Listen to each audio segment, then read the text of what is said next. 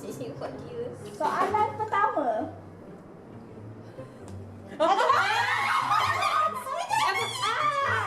Syah tadi.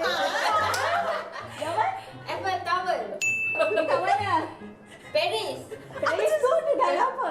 Allah. Satu. Okey, betul. Salih semua. Cantik semua Dekat semua. Aduh. Weh. Simba punya. Simba. Soalan kedua. Ika. Dalam kisah. Dekat negara mana? Itali. Betul.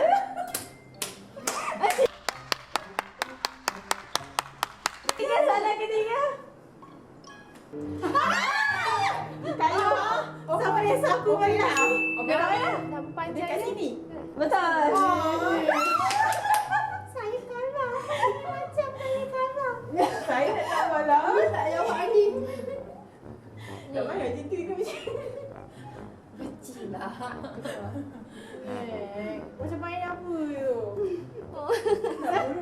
Soalan seterusnya.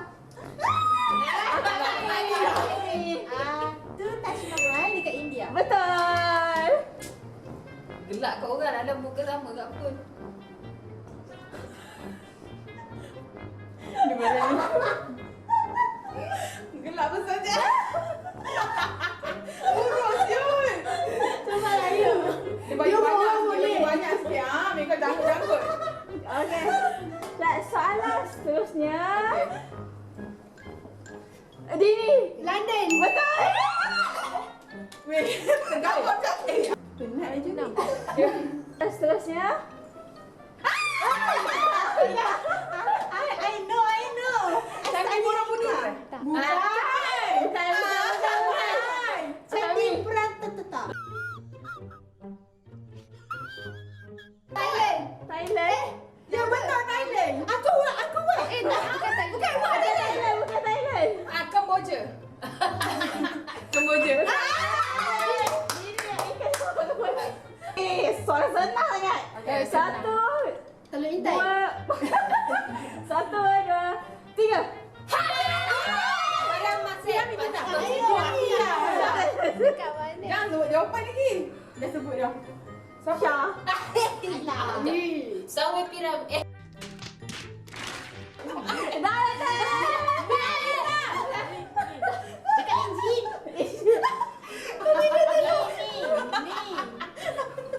Kami nak kesian je.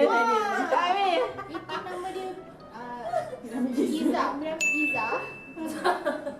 Ajar. Aku dah terlalu bagi. Sawe. Sawe tak. Iza lagi yang ambil kat sana tu. Kami. Tak ada tempat tu. Tembak sama. Aku tak macam dia bawa tempat lain.